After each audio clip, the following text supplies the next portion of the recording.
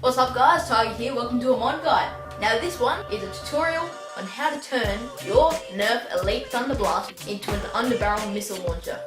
Here are the things you need: a ThunderBlast, a sharp knife, a permanent marker, a retaliator recon extension, 2 or 3 nuts and bolts, a drill, mine's a battery drill, safety glasses, a Dremel with a grinding bit, and a hacksaw. Start off by disassembling the handle of your Elite ThunderBlast. Once open, you'll see the plunger mechanism. Remove it. This is the handle. It takes a bit of persuasion to get out, but set it aside, you won't be needing it for a while. Commence the disassembly of your main ThunderBlast shell.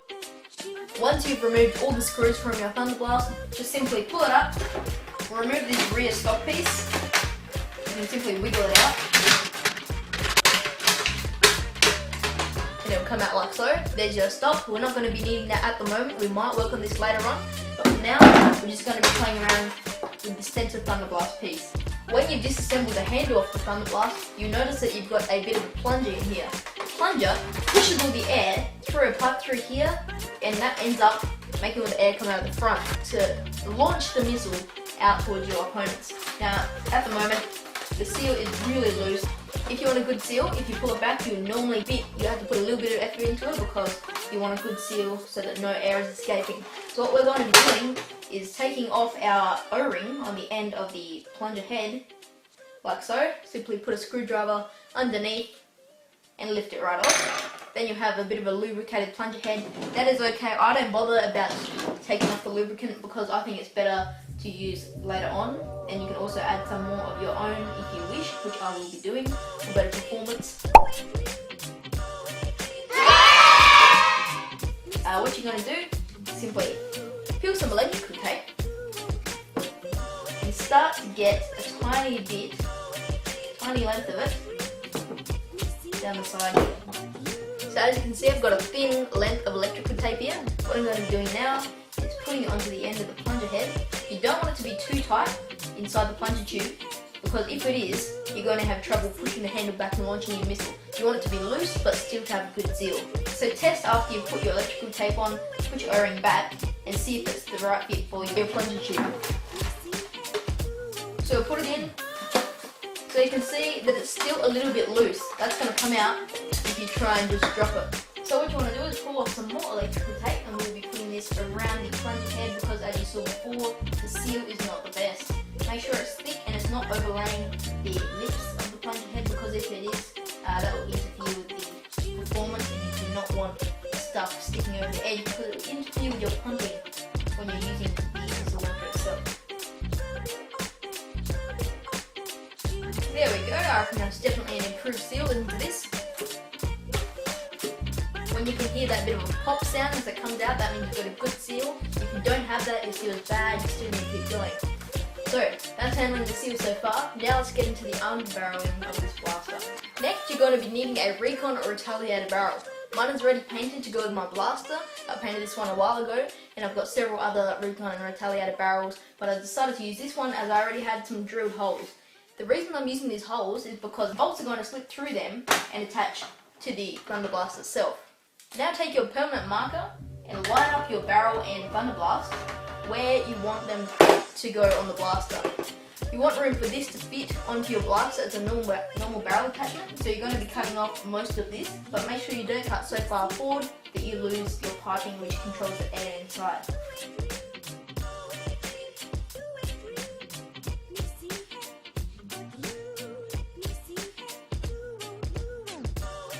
Also make sure you've got plenty of tack rail space available so you can line up this one and put holes into the other side of the tactical rail for your bolts to go through.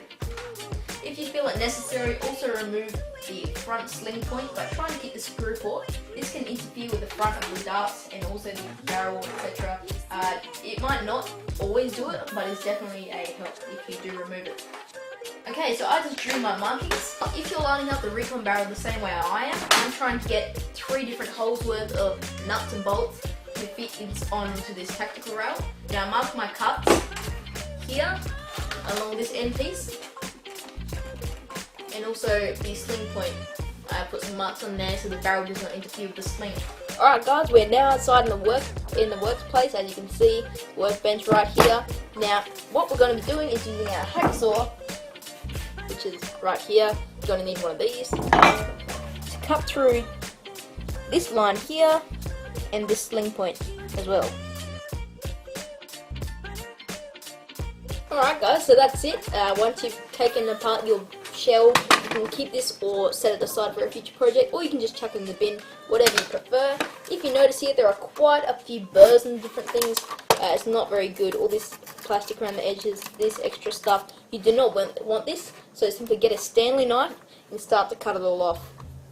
So this is a Stanley knife. Some people have X-Acto knives and stuff like that. In Australia, these are more common, and I'll be using one of these. Basically the same thing, except it's just a bit more for normal construction work and all that, not really for craft. After deburring, feel free to grab some sandpaper and sand it down even a little more. You really want to clean this up. Okay guys, so for this next bit, you're going to need a Dremel and a stone Dremel sanding bit. Now I'm not entirely sure if this is going to work yet, but we're going to test it out. So simply plug in your Dremel, and what we're going to be doing here is actually trying to remove the grill area on the front of the ThunderBlast, which will enable more air to flow through.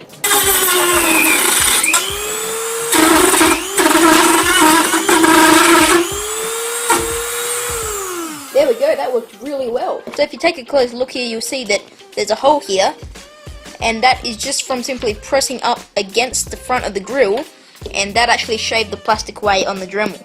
So that's really good. We'll tidy that up with another Dremel bit right now. So what you want to do is go in a circular motion around the outside of where the air comes out, the little circle. Go in a circular motion, then it will eventually tidy up the edges, and you have a nice clean little hole where your air will be able to come out and launch your missile. Alright guys, we're back inside now. Once you've successfully finished with your ThunderBlast by doing the air seal and also removing this little drill up the front here, and doing all the other stuff we did with the minimization and drilling the holes, you're going to want to get a couple of these.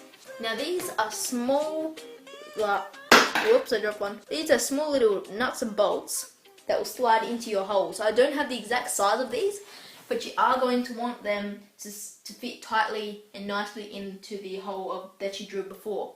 The drill bit seemed to be around 3/4 of a centimeter, so just get around that size nut and bolt. What you're going to want to do next is to unscrew your recon barrel. I've already taken the liberty of doing it for us, so that will be a lot faster. You're not going to need the attachment tooth in the bottom, you only need the one at the top. Once you've taken it apart, hit your ThunderBlast and line it up with the bottom of the barrel. The holes here correspond with the ones in the ThunderBlast. So the little bolts are going to go through there, and that's how we'll secure it. So to start off, get a couple of bolts. You can decide whether you want the nut to go inside the recon barrel or the nut to go inside the ThunderBlast. I'm going to put the nut inside the recon barrel because I think that'll be a bit more stable, and tighten them up so that it will be tight between the shells of both blasters. Actually, tell you what, I'm going to put them in the ThunderBlast first because this is really hard to open because of this front muzzle bit is solvent welded on. Flip your nut inside like this and shut it again. Make sure it's secure in there. Then do your other one at the front.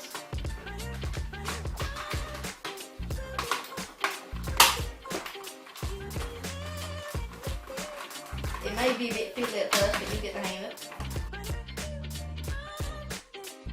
Once you've screwed your ThunderBlast together, it should be pretty strong. What you want to do next is grab your recon barrel.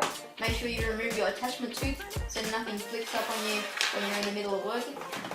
And now what you want to do is slide your nuts and bolts. You want to slide them into the holes made right here. This is probably the hardest part of all. So you just want to make sure that you do it correctly and make sure that everything's in nicely. Once you've done that, you can kind of tighten it up a little bit. Once you've done that, feel free to replace the top of the barrel. Everything's very fiddly at the moment. It can get very frustrating, so just stick with it. Alright guys, so here's a bit of a mock-up. Now, as you can see, it's not the neatest because this is not painted. These bolts aren't the tightest yet. I really need to tighten them a bit more. Thanks for watching, guys. If you enjoyed the video, be sure to leave a like and also subscribe. As you can see, the little attachment bit with the bolts, they need to really be tightened. You could also probably use some more glue or PVC pipe on the sides to stabilize it. I'd also recommend just really tightening those bolts, as that will help. Also paint it if you wish. But yeah, hope you enjoyed the video. If you did, be sure to do all that stuff. And I'll see you on the next one. Cheers.